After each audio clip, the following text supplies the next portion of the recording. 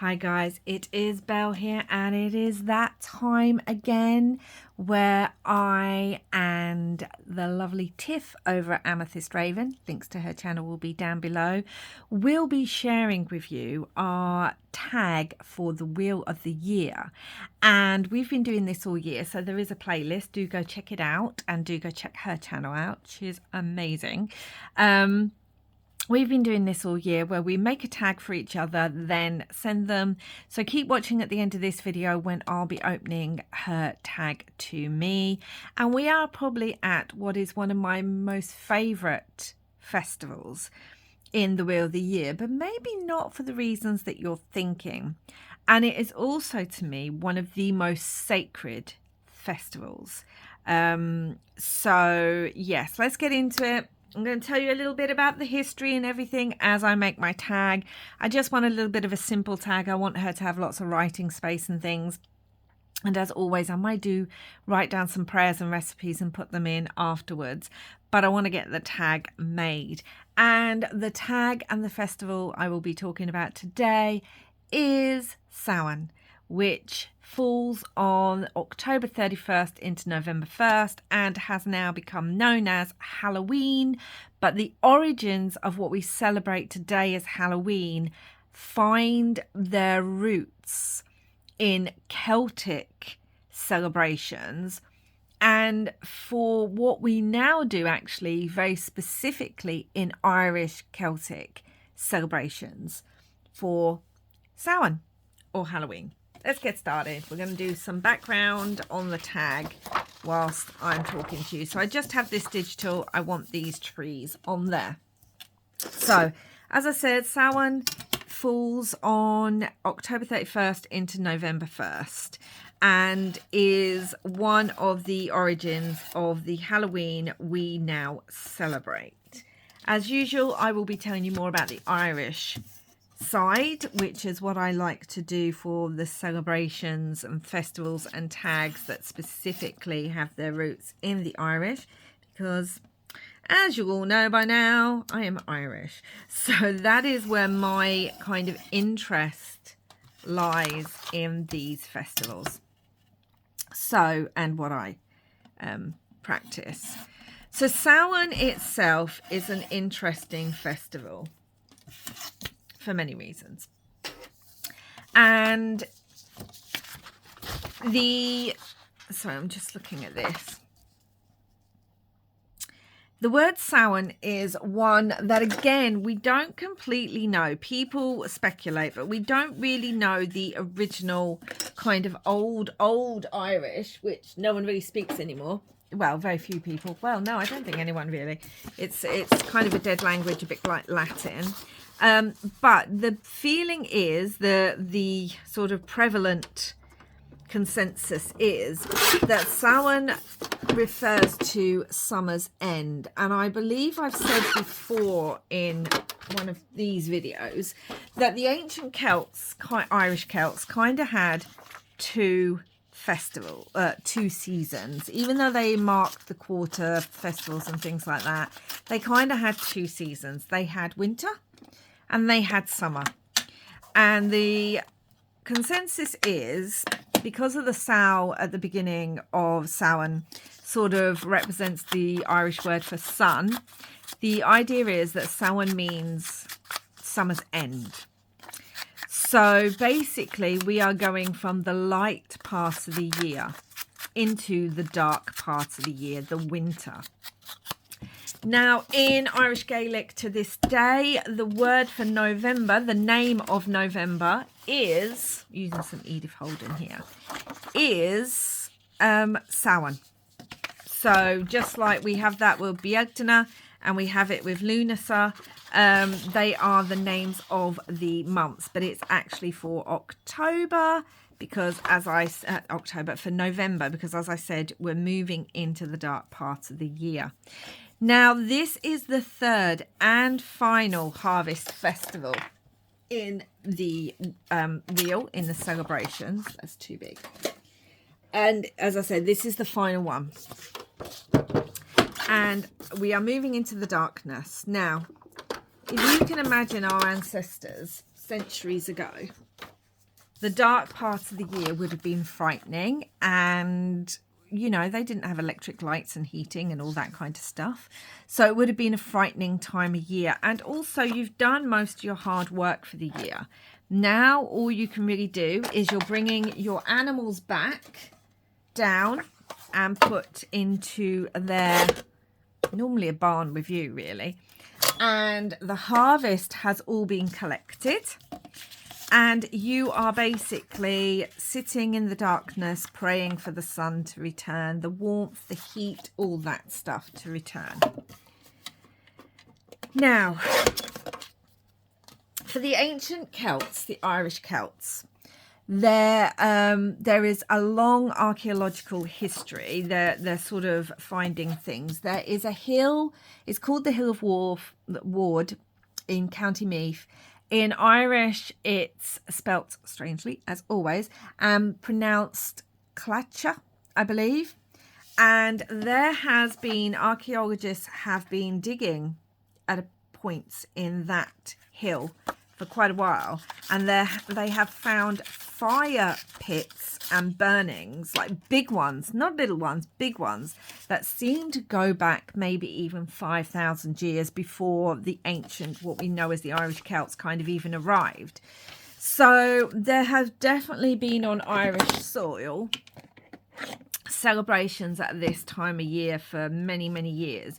But definitely Samhain, there are some very, very early written documentation of things around this time for the ancient Irish. And basically we have two areas. We have Clacha and we have what is now known as the Hill of the Hostages, Mound of the Hostages. That is also important. At the Mound or Hill of the Hostages, there is a passageway that at Samhain, the sun actually aligns with that passageway. It's very similar to Stonehenge and other circles around, well, around the world. So we know that this time of year was important even to our ancient ancestors. So why was it important? Well, firstly, you're giving thanks. It's the final harvest festival, guys. You are giving thanks to the gods, the land, the deities, the Tuatha De Danann, whoever it is you want to give thanks to. You are giving thanks to them for the harvest that you have had during the year. So one of the things that would be done is, as with always, you're not going to be surprised to hear this if you've been following this, but the Irish love a bonfire. So at the Hill of Ward or Clacha, or at other big mounds, the king would be sitting at the Hill of Tara, in Tara, the High King, and fires would be extinguished around the country. And then a giant bonfire would be lit. And it is supposedly from this bonfire that everyone else's fires would then be lit. I mean, obviously, not everyone in the country can get to the bonfire. I mean, Ireland's a small country with not a big population, but you're not going to get from one end to the other just to get to a bonfire. But either way, so they would light this giant fire. And one of the things they would do in the bonfire is they would throw the bones of animals in. It would be like a sacrifice. It would be a thank you for the abundance that they had had, to appease the deities before moving into the winter months, because, you know, you want to give thanks. You want to give thanks so that, where is it? So that they're not going to come a-knocking during the winter, and that your harvest and animals and yourself make it through the winter months.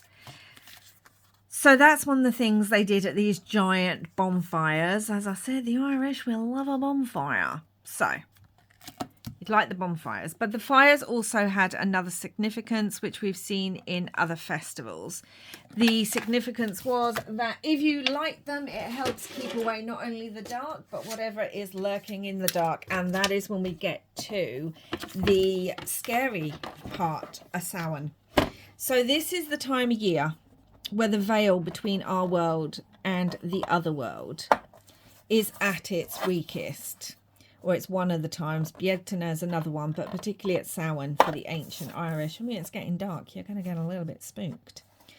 Now, what this basically means is the ancient Irish and today's Irish, depending on who you are, really believed in this veil between worlds. The Irish have a lot of kind of other worlds, whether that be Tinanog or other places, where there's the veil between ours, the physical world you're living on, and then these different spiritual worlds. And at certain times of the year, these veils became thinner, which meant that mischievous spirits, creatures, the Fae, and the Tuatha De Danann who have retreated to under the hills, and some say may even be the Fae, they all come abounding out at this time of year. And you don't want to run afoul of them, any of them. I mean, the Fae, the Tuatha De Danann, and the mischievous spirits, and we have many back home. They like nothing better than to find an unprotected or unawares person on the road out at these time of years. And if you're lucky, you'll just go under the hill and come back 100 years later. If you're unlucky, who knows? So anyway, this is what is going on. The veil is thin. The spirits, the old gods, the old ways, the mischievous ones, they're all out. And so you light your fires for protection. And now we get on to some of the traditions that today, even in today's modern version of Halloween, that we have. So one of the ways you could protect yourself was that you could disguise yourself in a costume. And the more horrible or the more strange the costume, the better. Because, let's face it, do I want to stitch around this first? Do I want to stitch around it first? I'd need to do the back as well, and I don't know what I'm going to do to the back, so no. Because you want to be mistaken. You don't want these spirits to, one, maybe know that you're a mortal person. So you want to look a certain way. And two, you don't want them to know who you are. Because if they know who you are, they can come for you at a different time. So there were all sorts of ways of doing this. There was disguising yourself, obviously, with masks, with clothing, with making yourself look like a creature of some sort. Even simple things like turning your clothes inside out. And if you read a lot of fairy tales and folklore, turning your clothes inside out is a way to often protect you from the fairies. Doesn't matter whether it's Irish, Scottish, English, mythology.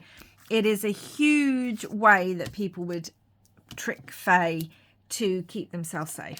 I'm going to use this. I used it in a recent Oddtober and I made it for this because there's a skeleton, guys. And I thought it would look amazing on Tiff's tag that I'm making for her. Oh, I just love it so much. Anyway, so you would disguise yourself, and we kind of still do that today with costumes. But back then, this was a serious thing. This was you were protecting yourself from whatever spirits were around at the time. But also, I mean, you've had a hard year. You've been working all year long. You've been in the fields and the sun and the heat and moving your animals from one part to another and doing all that kind of thing and getting yourselves ready for winter. So the costumes also mean that everyone can be a bit mischievous and playful themselves. You know, you can have a good time and just enjoy yourself. Let your hair down, literally, and just, you know, kind of get into the feels of the time. I'm going to do the back as well because I don't know what I want to do on it. I have all sorts of kind of digitals and things. I want to bring in the trees again. I might want to bring in the trees again. I might want to use this as a tuck on here, actually. Maybe we'll bring in this tree. So, we still do costumes today, but that's not the only link to it. And what you would do, or what they would do, and what we can still do today, is some of the dead, the deceased, you want, because they may be your loved ones. So you would often light a candle in the window and set a place at your dinner table for your ancestors, so food would be set out, some of their favourite things, because you were hoping that they at least would come to visit you during this time. However, you didn't want the other spooks coming in, so you would also put things up of protection so that your ancestors, your loved ones could come, but you didn't want anyone else coming in. And it's another reason for protective charms and making sure that you are disguised and things like that. So you would lay often a table, and obviously people didn't have a lot of food, but it was harvest time, you know, coming into harvest or at the end of harvest.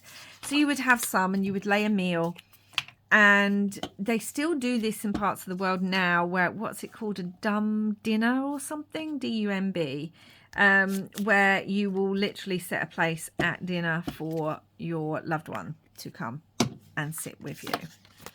And so we had that and the candles and lights and all that stuff. Then we have the tail, where we get what is now become known as jack-o'-lanterns or pumpkin carving. Now back home it was turnips, because basically that's what we have.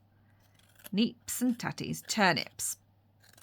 And a turnip is so hard to carve, guys. I've spoken about this before. So difficult to carve. But where did the idea of turnips, like the turnips, the jack-o'-lanterns, come from? So there is an Irish tale of Sean Nagile, and he was not a nice man. He was always playing tricks. He couldn't be trusted. He was deceitful. Was he a thief? Who knows? There's all sorts of stories. Either way, he wasn't well loved. And he kind of said that he was worse or whatever than the devil. There's many different tales. This is the one I'm telling of him. That's what he was talking about, that, oh, I'm worse, like I'm less loved and all this. And the devil got a bit annoyed. This is obviously when Christianity had come to the country, because before then, obviously, there wasn't such a thing. So, but the devil got a bit annoyed and decided he was going to come and take Sean's soul. And so Sean decided, well, I'm going to trick the devil. So they went drinking together at a pub. And Sean said, well, you know, yes, you can take my soul, but let's have a drink together first, kind of thing. You know, Irish. And so they were drinking together, and then Sean tricked the devil. Basically, he said to the devil, maybe we can have it as a thing. He didn't say this to the devil, but I'm wondering about having it as a belly band. He said to the devil, I tell you what, why don't you, as a laugh, you know, let's play a trick on this landlord. Why don't you turn into, I'm going to use this beautiful dyed paper, a silver coin. And we will, which way do I want this to open? I'll do it that way, open that way. We'll trick the landlord. You turn into a silver coin. And then you can have my soul. So the devil was like, cool, I'll do that. That sounds fun. Ha ha ha. And I get your soul. And so the devil turned into a silver coin. And when he did so, Sean put him in his pocket next to a cross. Again, there's many variations of this tale. I'm just telling you the basic one. And the devil was trapped because he was trapped between this cross.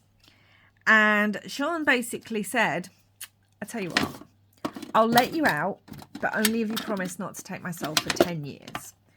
And the devil didn't really have a choice, because he was like, well, I'm trapped.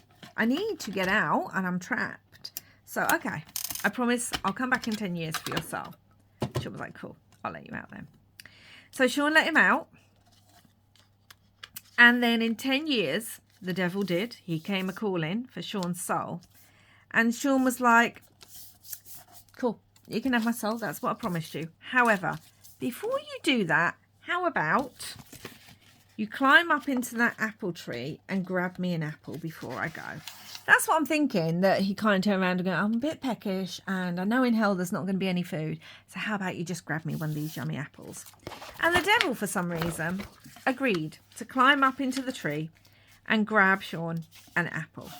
However, when he was up there, Sean carved crosses into the tree and hung them from the branches of the apple tree.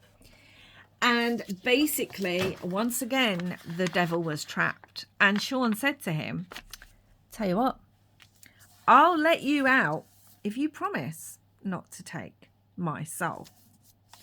And once again, the devil really didn't have much of a choice, because otherwise he'd be trapped in this tree full of crosses. And so he agreed, okay, I won't take your soul. And Sean was like, cool, I'll let you back down then. Now, when Sean finally died, he went first up to heaven. And God turned around and said, you can't enter here.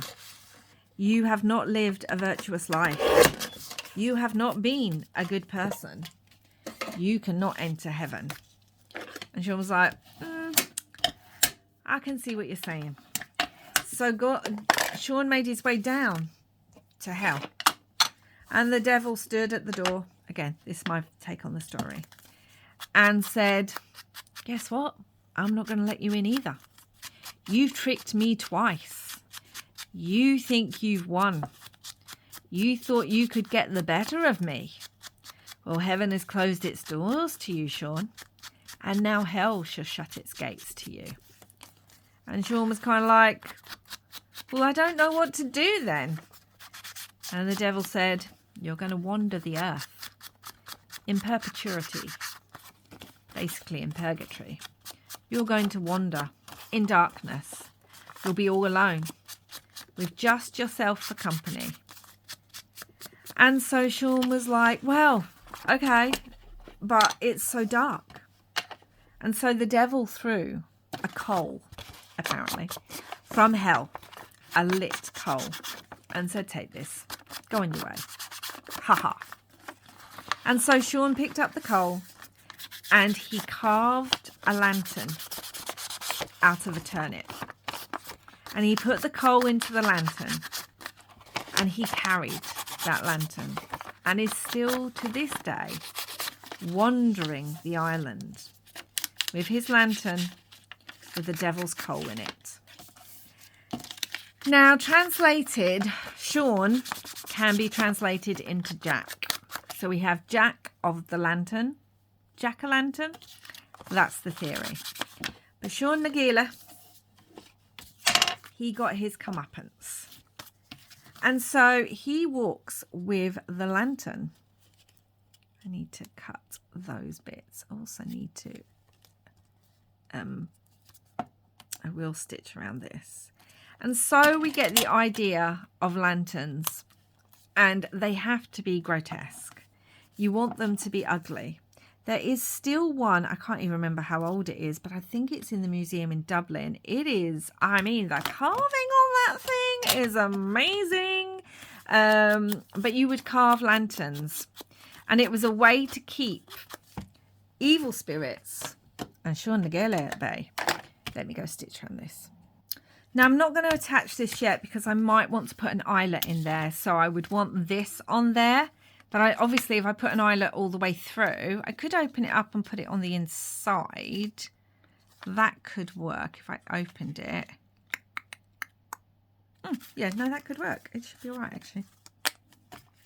So if you have not tried to carve a pumpkin, I highly suggest that this Samhain, this Halloween, you give that a go. Oh, and if you can hear that squeaky bird, considering I'm talking about spooky things, that's my cat playing with one of her toys all of a sudden. Well, I think she is. Yes, she is. Oh, thank goodness for that. I'm creeping myself out now. I would highly suggest you try and actually give pumpkin turnip carving a go. So, what else happened at Samhain? Well, it was time for celebration. You've worked hard all year. You've got dressed up in your creepiest costume to make sure you don't get abducted by the Tuatha Dé Danann or the Fae or the goblins or the spooks and all that kind of thing. You go to the bonfire, the big giant bonfire with your community. And sometimes people would travel to other communities, you know, to get to the bigger ones. You would dance. You would have amazing fruit. You would have amazing food. You'd be keeping in mind you need to make sure that there's enough still left for the winter. But it's time for celebration, guys. There'd be dancing. There'd be music. When isn't there in Irish traditions? It'd be a great time held by all. And you could be mischievous. You could be a little bit naughty and just really, really let your hair down, as I said. So there would be celebration. But there's also the serious side, as I said, to do with the dead and everything like that. Now, some people would then, and we've done this, well, not we, but they did this at other times as well. You would take the embers of the big bonfire that was lit at Samhain when it was extinguished or went down. You'd take the embers home and you would put them in your own fire. They were considered sacred. And then we get the idea of all the fires being lit from the embers of one big fire kind of thing, even if it wasn't really. It's going to open. I want plenty of writing space. This is a great time of year.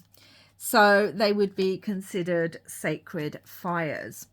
So you've lit your bonfire on Samhain on October 31st, going into November 1st. You've got dressed up. You've put a candle in your window to call your ancestors home. You've laid a place at your table for them, probably made them their favourite food or a little dish, put that there. You've gone out and partied and made sure you can't be kidnapped by any of the Fae as they are wandering around, or any of the Tuatha Dé Danann as they are wandering around. And then, what else? So this was also a time for families to come together and start prepping for the winter months. We hear a lot about the term that this is the time of year of the Cailleach Beara, the old woman, and she is something in both Scottish and Irish culture and some Welsh. And she could be roaming at this time because winter is coming. She's bringing with her winter. There's stones that is said to be the shape of her turned into stone now since Christianity has come. And it's this beautiful image of this old woman bringing winter with her. Now, the thing with our ancestors was they just accepted everything in its entirety. You know, nothing's good or bad. Everything has both sides. And it is the same with winter. Yes, it's cold and dark, but it's also a time for family. It's a time for gathering. It's a time for giving thanks. It's a time to really go inward, to make your plans for the coming year and things like that.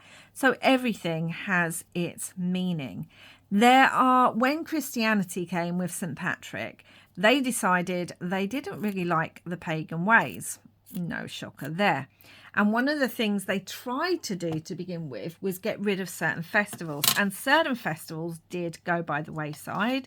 And others, like Samhain, Halloween, did not. They couldn't get rid of it because it's so intrinsically linked to, well, the things we consider important, life and death. So they couldn't get rid of that. So Christianity decided to also honour the dead. I mean, it's this time of year. Cultures all over the world are honouring their dead. It's something we think of in the dark months because you're sitting there not doing a lot. So you're sitting there thinking about stuff in these darker months. So Christianity brought in All Hallows Day, I believe, which is the 1st of November, and All Saints Day, both to do with honouring the dead and that. And that's where we get Halloween from, because obviously the day before All Hallows is All Hallows Eve, Halloween.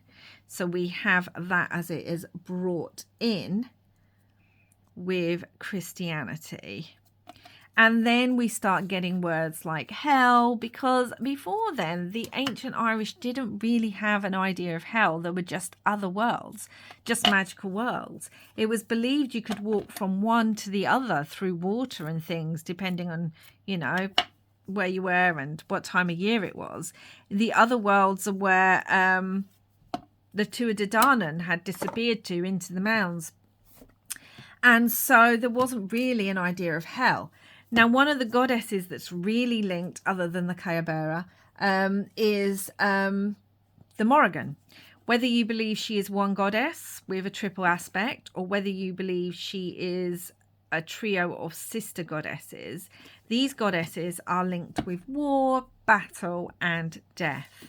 I like to think of the Morrigan almost as your guide when you pass. There is a place in Roscommon in Ireland that has now become known as the Hellgate. But it's not originally, because there wasn't hell, as I said, in the Christian kind of term. Its actual Irish name translates as the Cave of the Cats, which you just gotta love because I love me cats. Although the Morrigan is linked with wolves and snakes and ravens and things like that. But this cave that's supposedly sacred to the Morrigan is called the Cave of the Cats. And then it became known as the Hellgate. You can still visit it today, or the Gate to Hell, rather. And depending on the myths, either she lives there, or she went into hibernation there, or it's just sacred to her. And also, it was thought, it became one of the myths surrounding it, became the idea, sorry, I'm trying to find a pen, became the idea that the demons from hell would rise from this cave at Samhain. And again, you want to make sure that you're dressed up as creepily as possible, so that maybe they mistake you for one of their own and leave you alone on Samhain night. But otherwise, it is linked to the goddess. And again, she's one of those goddesses where people get confused about, not confused, but people misunderstand. So because she's a goddess of death, people immediately think, oh, she's evil, she's cruel. And actually, one of the things, even though, you know, depending on the myth of the Morrigan, she can be a bit sneaky and get a bit annoyed. But one of the things about her is, like I said, she does actually usher the dead through to the other world. So in that way, I always think of her in much nicer terms, because she is your guide from this world to the next. And she is a complex goddess, but that does not mean she is an evil goddess. But with the advent of Christianity, they kept certain people, like they kept Bridget, but they did not keep the Morrigan. She was too contradictory. There's this strong battle-hardy woman who can literally go into battle and could decide who died or not and change into animals. That's not really the thing the Christian church wanted to encourage. So, thinking I might want some ghosties coming out of here as well. So they definitely decided that the Morrigan was not a goddess to encourage. But this is her time. This is the time of the year that and often she is mistaken for the Cailleachburg because of the hag aspect, even though the Morrigan in mythology was considered beautiful.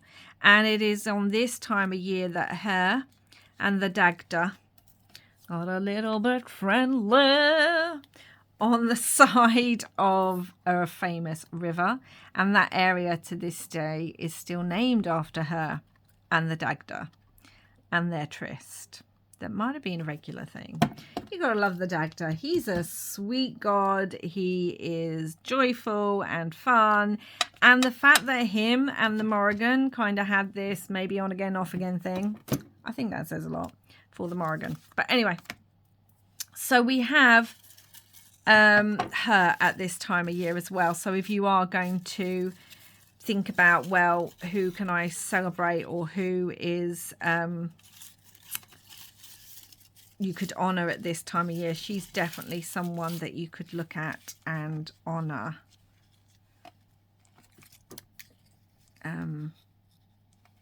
Kind of love that. I want them up a bit because I want some gravestones. So we have a lot going on, and let's think what else. Even up until today, there are festivals. I would highly recommend, guys, you go on and actually have a look at some of the festivals that are held in Ireland at this time of year. They're really kind of interesting, and some of the costumes and things like that are just amazing, you know, and very creepy and spooky. Now, how does this all translate to the Halloween that we know today? Well, when the Irish emigrated during the Great Famine, a lot of them went to the States, and they took with them many of their traditions, including the Samhain Halloween traditions. And so when they get there, they realize that pumpkins are much easier to carve than turnips, for one thing. And secondly, over in the States, you have Thanksgiving. So that's a big, pumpkins are in season. It's just easy, you know. So the blending of traditions started. We go from Sean Nagela to Jack-o'-lantern. And the idea of costumes becomes what they are now. And there was also an old tradition. This is actually countrywide, not just Irish. But there was the old tradition of going a souling, which is a bit like wassailing near a Yule, where the poor would dress up in costume and they would go a souling. So they would knock on people's door and ask for food, and in exchange they would give prayers. They would say prayers for your loved ones, especially, you know, to get them out of purgatory quicker. And so soul cakes became a thing. Super yummy. Highly recommend you finding a recipe for soul cakes and giving those a go, because you would go a soul in and get a soul cake, and you would be dressed up with a light, not necessarily a jack-o'-lantern, but with a light. And you would be dressed up and you would go knocking on doors. And again, this became, especially with the advent of Christianity rather than pagans. However, you see the links there. We've got the costumes, we've got the food, we've got the prayers. They've just been changed. And this was then taken with the Irish emigration to America. And we get what we now have as modern Halloween. We have trick-or-treating, which takes the place of soul cakes or food for the ancestors. And we have costumes, which takes the place of the spookies. And we have jack-o'-lanterns taking the place of Sean Nagila's turnip light from the devil. Spooky stories. It's a spooky time of year. The dead are arised and so are the fae. You know, all these things are linked still to old Samhain traditions, but they've just been modernised, which is why I get super annoyed when I hear people in this country go on and on about how Halloween is an American invention. And I'm just like, well, it's actually not a Halloween. It's not an American invention. Some of today's traditions, like the pumpkins and trick-or-treating, may be more Americanized, but actually only because the Irish took it over there. So, you know, there's plenty of cultures around the world who do have their traditions, as I said, to do with Days of the Dead and honouring the ancestors. Now, how do we in my family, and how can you, even if you're not pagan or if you are, celebrate Samhain? Well, there's plenty of ways that you can do this. One of the things that I do in my household, and we have for years, is we set up what I call an ancestor altar. It's not really an ancestor altar. It's more of a remembrance altar, because realistically, you should have your ancestor altar up all year round, because you should always be giving thanks to your ancestors. But at this time of year, I set up in my living room a sort of altar space that I fill with pictures of loved ones who have passed. And I don't just mean people, I mean I set them up with fur babies as well, like animals and things that have gone as well before us. So we set that up. I have pictures, especially if someone has passed that year, their picture goes front and center on it. And then it will also be filled with favorite foods, simple things like barley sugars, and drinks like dandelion and burdock, something I always add to it. So these are things, or pieces of jewelry or something that someone had that was special to them that then I got gifted when they passed. These all go on this altar. This gets set up, and on the actual night of Samhain, I have a little prayer that I always say, and the kids and we'd all be around this. We'd say a little prayer to our ancestors, giving thanks to them, hoping that wherever they now are, that they are, at peace, giving thanks for them being our ancestors and recognizing their importance in us being who we are. I want that in there, but I need to see if it's wide enough. And then we would light candles, and often I would let the kids, especially when they got to a certain age, they would be super excited to be old enough to hold the actual candle, the match or lighter, or what, not a lighter, but like a match, or one of those clicky things. They would be super excited to do that when they got to that age.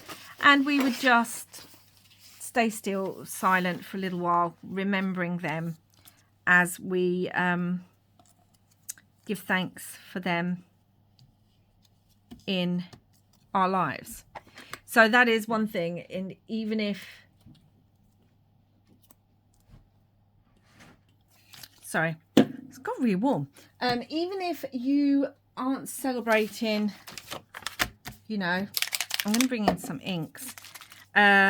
As a pagan, it's lovely just to remember those that have passed and think about, maybe think about them, get down your photo albums, talk about those people who've passed, and really think about the impact they had on your life. It's a great time to talk about your loved ones with your children. My children never got to meet my great grandmother or anyone like that, but I did, and therefore it's a great way to just sit with them and tell them stories about those people who we have loved and lost before they were born. And it's a great time actually for them to remember the people like grandparents or friends or family pets, whatever it is. It's a great time for them. In nowadays, in the world as it is, we look at death as this super scary thing that we want to be removed from. Let me just dry that. Okay, that's dry enough. Love it.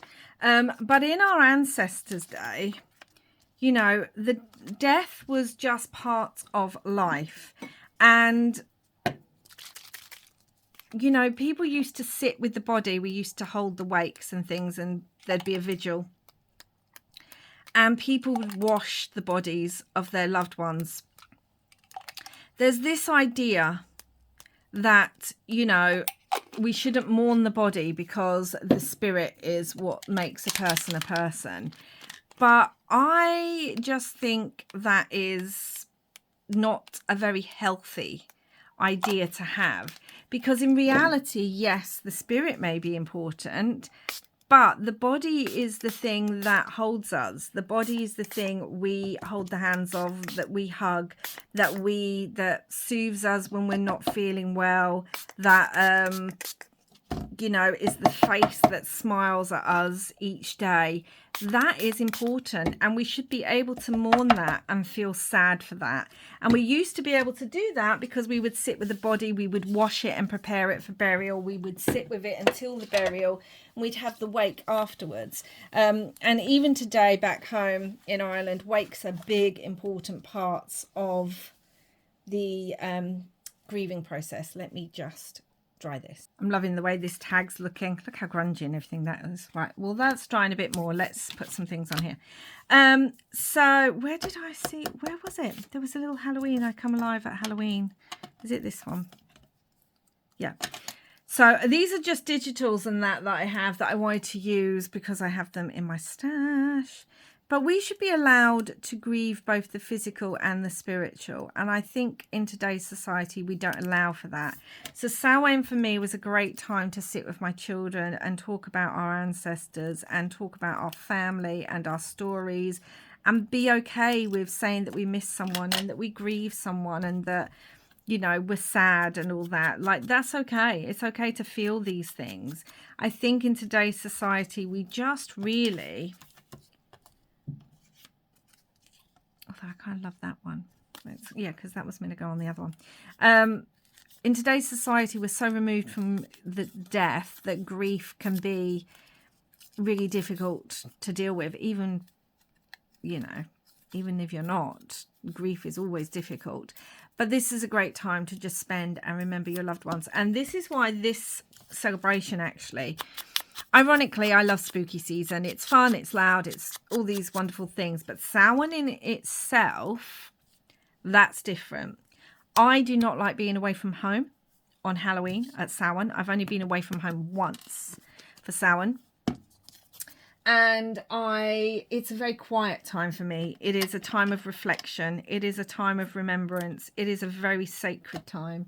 It is a time to think about those loved ones of mine who are no longer here that I miss dearly, and just think about them, talk about them, bring them back to life, not actual, you know, we're not doing a whole Frankenstein's monster thing here. Bring them back to life with my children through storytelling and through memory. It is a very, very special, special time. That's not to say they didn't do all the other things. My kids went trick-or-treating, costume parties. We always have a buffet full of fun, spooky foods, watch spooky movies, play a lot of spooky games. But as the evening wears on, especially when the kids were little, and it was time for them to settle in bed, that is when I would really sit and spend some quiet, reflective time with my thoughts, with my memories, with my ancestors, with the people and the fur babies I have loved and lost, and just think about them once a year. We are so quick now in society to rush grief, to say that, well, maybe you've got a year, maybe you've got 6 months, you should really be over it by now. And I love the fact that for me, at Samhain, I am just sitting, not in grief, but in loss and memory. And that's okay. And I don't see why everyone's so scared of doing that. And yeah, remember the good times. So yes, as I said, I always leave food and drink that is important to people who've passed. I always leave that out for them on the little altar.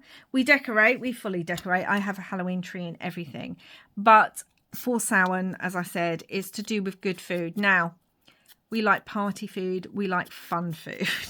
I like to go all out on the punny kind of food. I've made chocolate gravestones, ghosty sandwiches, monster pizzas, you know, whatever you want to say. I just love going all out for this time of year, because why not? It's fun, and when your kids are little, it's really fun.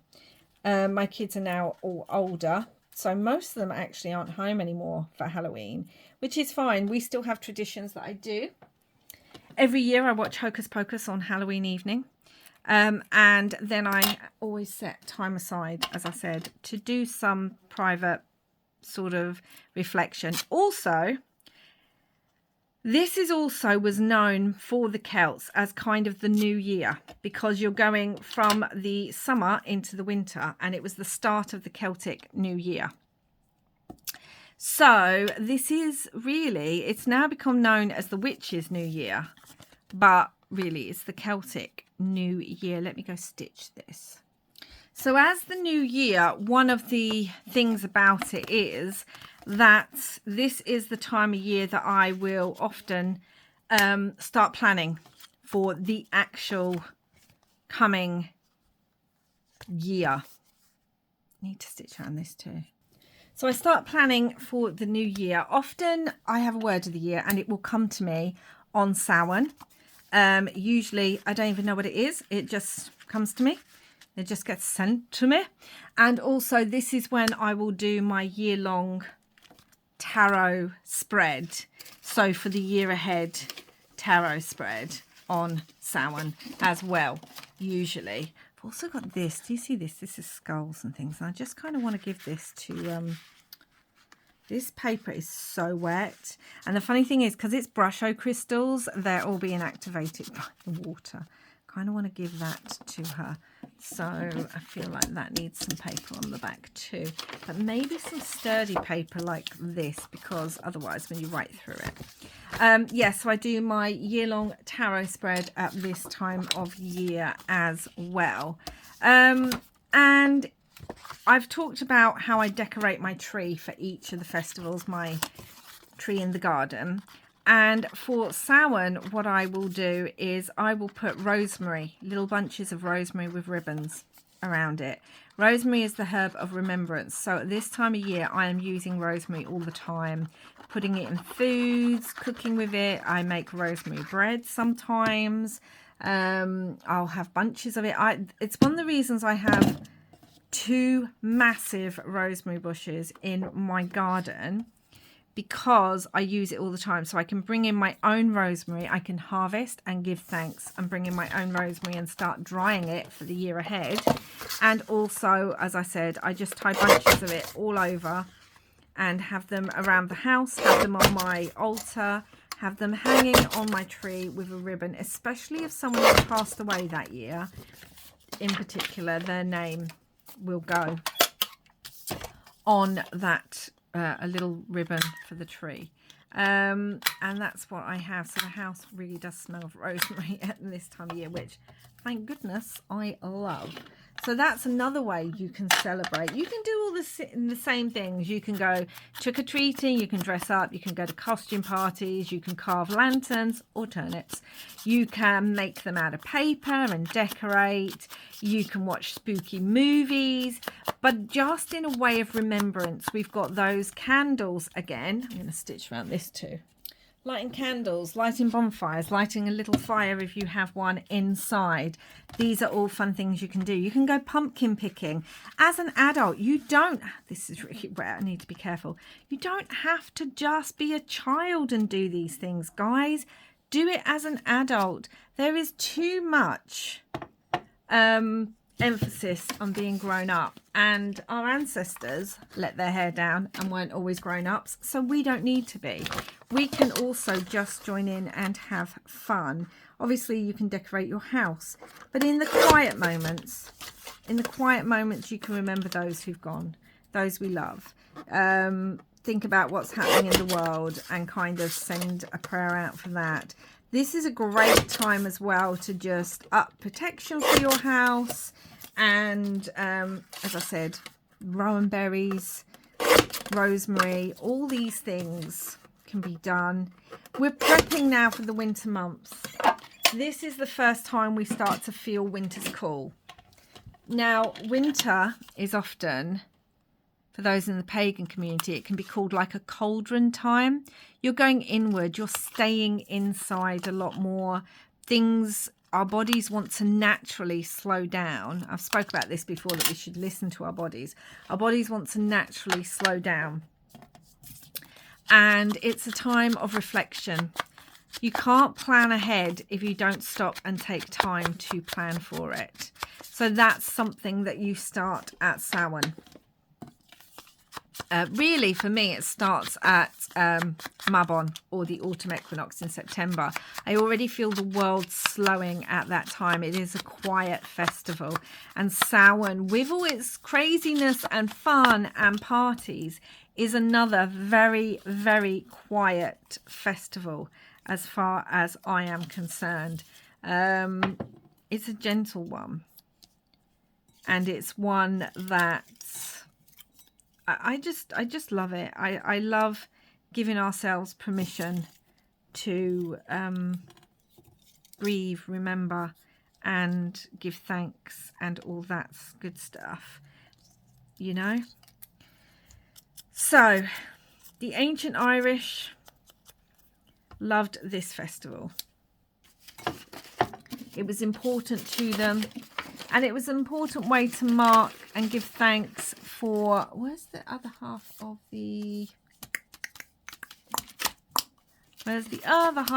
Edith Holden? Okay, well, I've got another one, so here it is. It was important for them to give thanks, and it was important for them to be safe. Honestly, I've said this before, and I will continue to say it. The kind of fairies, fae, and everything we have back home, they're not the kind you want to meet on a night. They're just, nope, they're not nice, guys. They're not cute, the little cute wings. So, you know, you've got to be careful of all that. But also just a time to get out and celebrate with your friends and your family before you theoretically won't see them for a while, because obviously it's going to be dark. It's not all going to be the country fairs that would be on during the spring and summer months, and even into autumn. It's a time for family. It's a time for quietness. It's the time to repair things in your home. You're in your home now, guys. So take some time to look around and think about how you want your home to look in the new year. Are there things that need fixing and doing? But also don't do too much. Just enjoy some time not having to do things, lots of things. Eat lots of comforting foods. Obviously, I always talk about food because it's super important for me as part of my celebration. And so eat lots of soups and stews and warming things. And back home, it'd be a lot of potatoes and pies. So all that kind of, feed your soul and your body, and just prepare. Now, in today's society, obviously, this is the start of a very busy season because we're coming into the festive season. So actually, instead of slowing down, things often get super crazy at this time of year for most people. So it's even more important in that situation then to really make sure that you're spending some time, even if it's just Samhain, taking time out for yourself. You know, get a nice warm blanket, sit with a nice hot drink and some treats, because, you know, celebration, guys, you've got to have a treat of some sort. And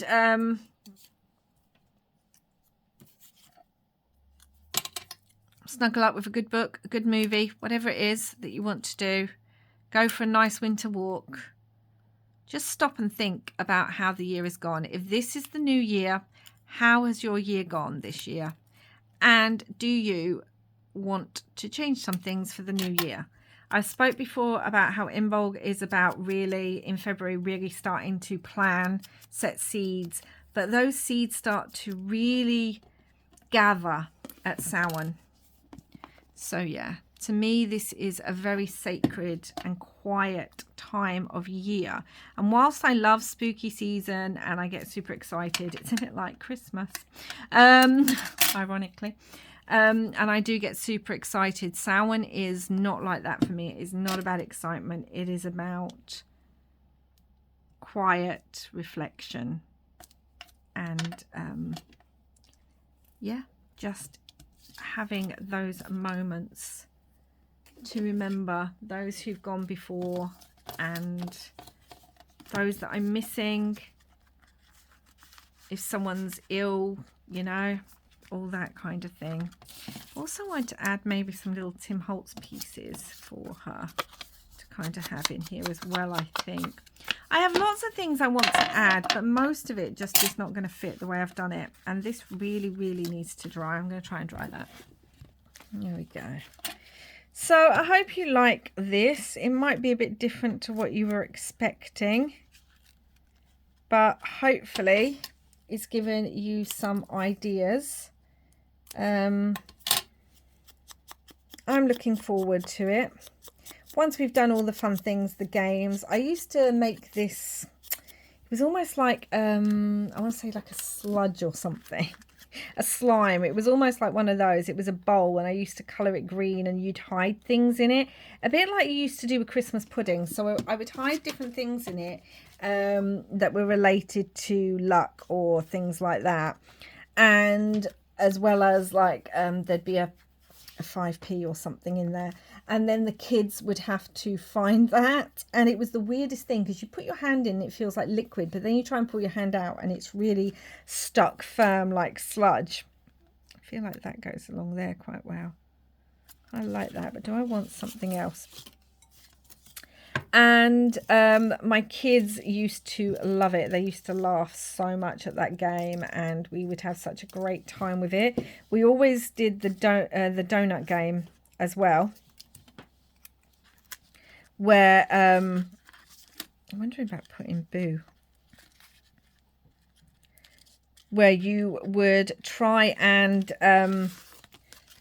the hands would be behind their back. This is quite an American thing. You've probably seen it. And then they would have to see who could eat the donut the quickest with their mouths. Oh, that was always hilarious for them to do as well. And it would depend on the donut. We would change it up different years. So there would be jam or custard or sometimes just a plain sugar one. And it was always fun because depending what was inside the donut would usually go everywhere, which was, as I said, always fun. And really do want to add this somewhere. We've already got one, so I don't necessarily have to add it. Maybe, like I said, just add more of a graveyard along the bottom. Maybe. So we would play that, and then we had fun little... I had this board game that I had for years. It was just a cheap one. It was just fun, you know, you go around with your different counters and things. And we would play that. I still have it to this day. Often we would also try and get some Halloween crackers or something, which is more common now. You see it everywhere. And just watch fun movies. As I said, kids would go to parties and trick-or-treating and all that good stuff. And yeah, it was just a fun time. And then the evening would be a time of remembrance. And things like that. So it's probably the strangest of the festivals for me because it is so complex and different. One minute you're having fun, dressed up, partying, having great food, and the other minute you are giving thanks to your ancestors and remembering those who've passed. And we've had some difficult years, as I'm sure all of you have, where lots of people have passed. And again, I remember my fur babies when they have passed too.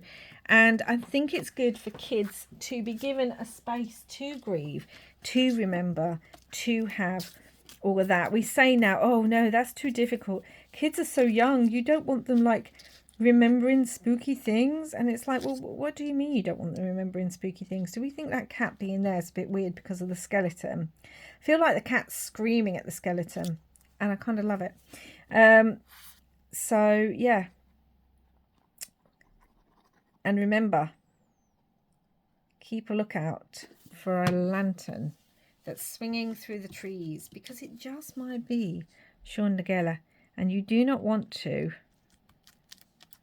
encounter him, because, you know, a man who's left to wander, who has tricked even the devil, is not a good person to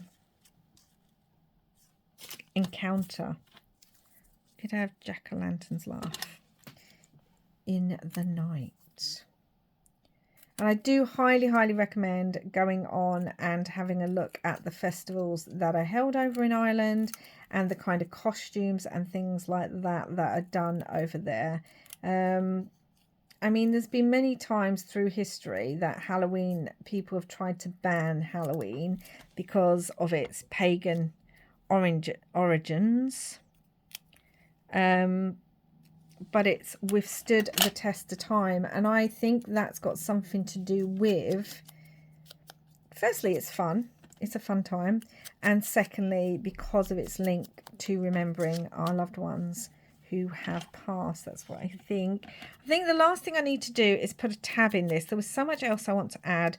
As I said, I'm going to write some prayers and maybe a recipe, because I often add those afterwards, but I do like to add them afterwards. I know Tiff adds them during the make, but I like to do them afterwards, and then you can always see whatever I send on her channel when she opens hers up. So yeah, need to add a little eyelet. I'm going to put it down there. Need to add a little eyelet. Oh my gosh, it's just so cute. Okay, let me add that. Okay, so I added some sari silk in that, and then I added some to this tag too, and I stitched around it, and then I stitched around this tag and added a tab, and this still opens, as you can see. And then I want to add some charms, and I do need a little bit of stenciling on here as well, but I do want to add some charms. So I think we're going to add a skeleton. I think we could actually add charms to 2 or not. A skeleton. Oh, I want to say regions, RIP, regions beyond, maybe a little bat. The bat on first, because of all the ones I could add a bat to, this would definitely be it. And yet, funnily enough, I haven't added a bat and a skeleton. I think that will work so beautifully in here, like so. Them all hanging down. Beautiful, beautiful, beautiful. I can have this over here, and I do need to stencil, so let me grab my Tim Holtz stencil collection. Right, I want to add this one as this one. What am I talking about? Where is my... I was going to do it in black, but I'll do it in brown because that's what I've grabbed.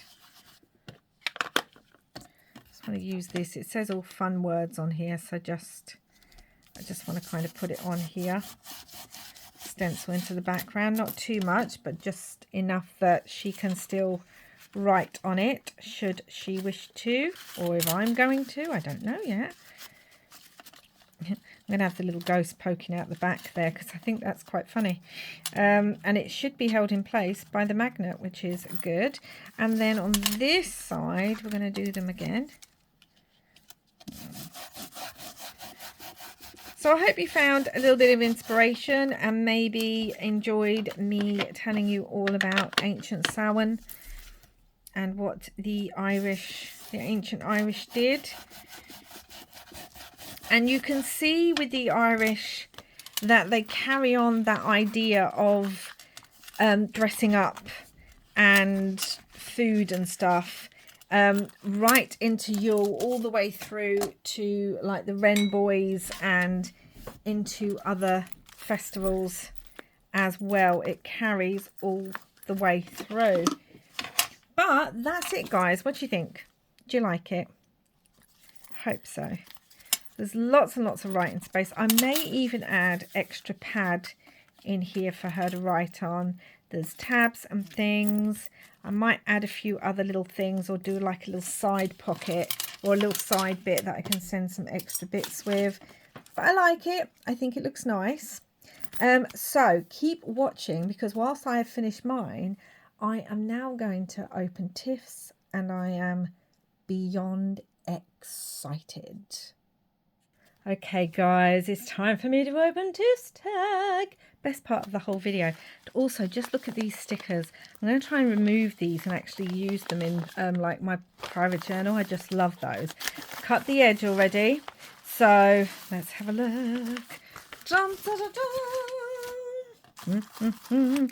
I think I forgot to say when I was telling you about my tag that the colours for Samhain are often dark colours, greys and blacks and browns and deep greens and things like that, because obviously if you are out, just realised one of my inks is leaking, if you are out and about on Samhain night, the last thing you want to be is surprised and draw attention to yourself in bright colouring. But let's have a look at this tag. Is that a moon? Look at that wax seal. I've been keeping them and using them in projects. Love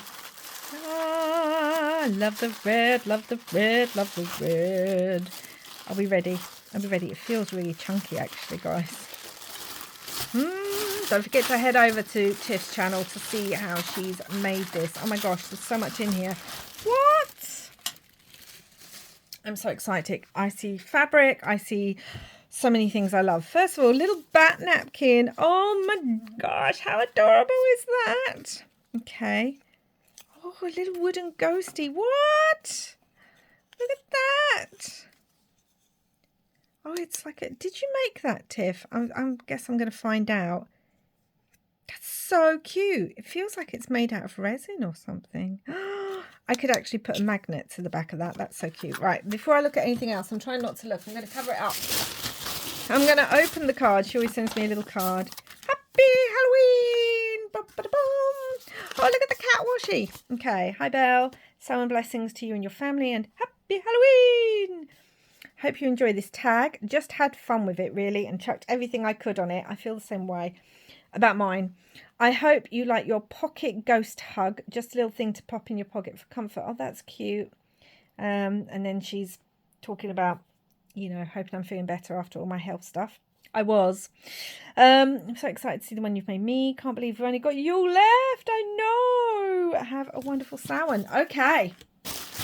Only you left. Oh my gosh, I love it. Oh, she stitched my name. Oh my gosh, this is beyond chunky. I don't even know where to start. Okay, let's remove this absolutely adorable cat pin first. She stitched my name. Does this, like, I'm trying to work out what's what. That was on the back.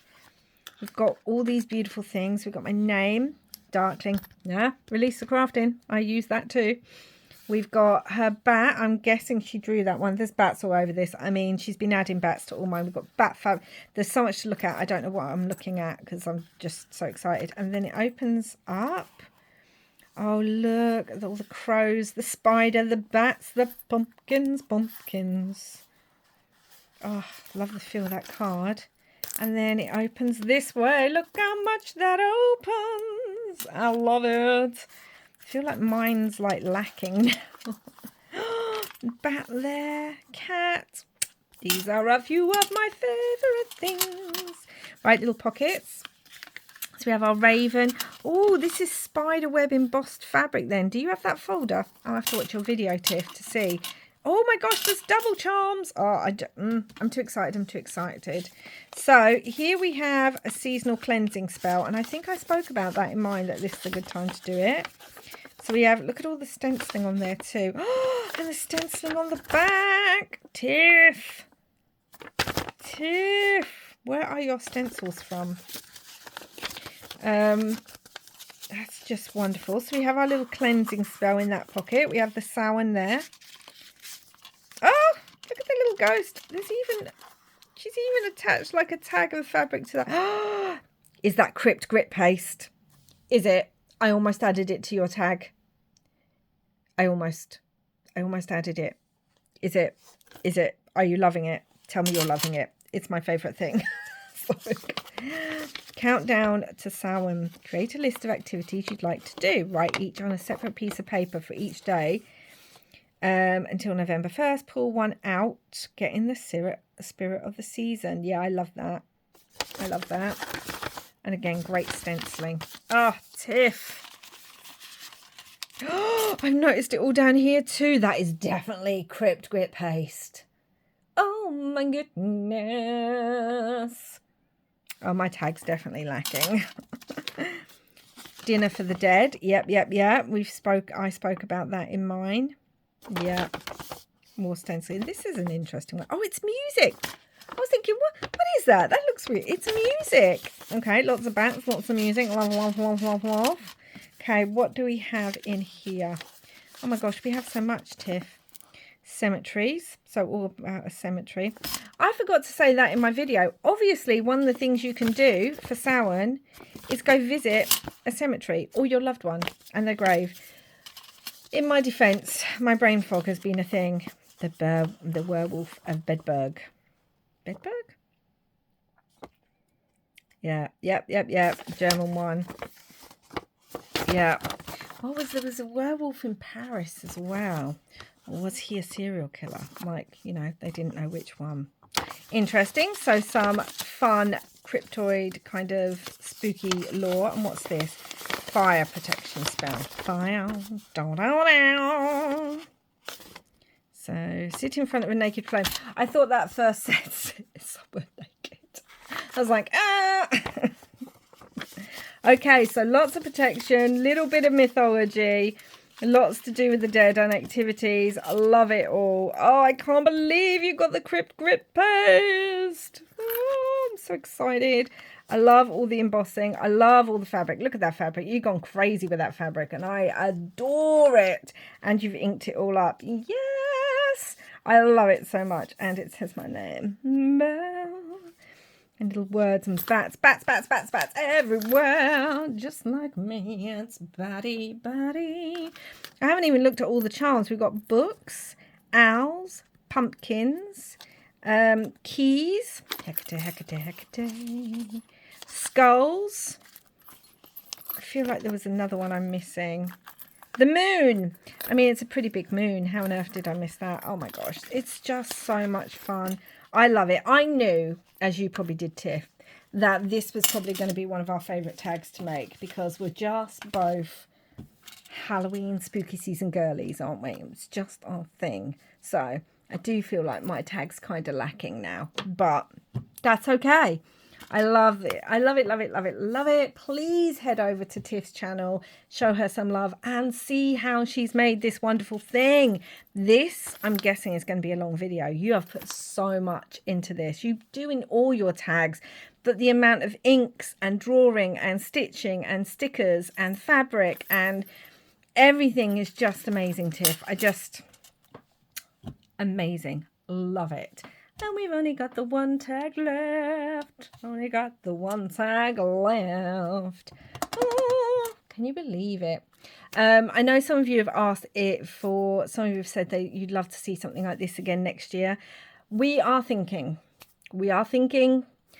and we'll let you guys know. It wouldn't be another tag swap because obviously we've done that, but we are in the process of trying to think about what we could do next year because we know so many of you have loved these videos, so do stay tuned for that. In fact, if you have any ideas about what you would like to see us do as a swap through the year, let me know down below or let Tiff know in her comments of what kind of things you might want to be interested in us doing next year in this kind of format where we're swapping between each other around a theme.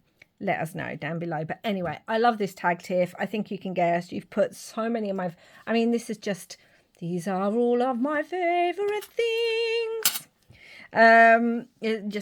It's amazing. I love it. I think it's my favorite one you've made, but let's be honest, it's Samhain, so it's going to be, isn't it? But I love all your tags and my little ghosty. Oh, he's adorable.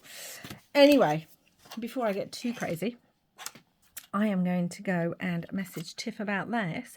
But again, go over, check out her channel. Check out our playlist down below if this is the first time you're seeing one of these tags.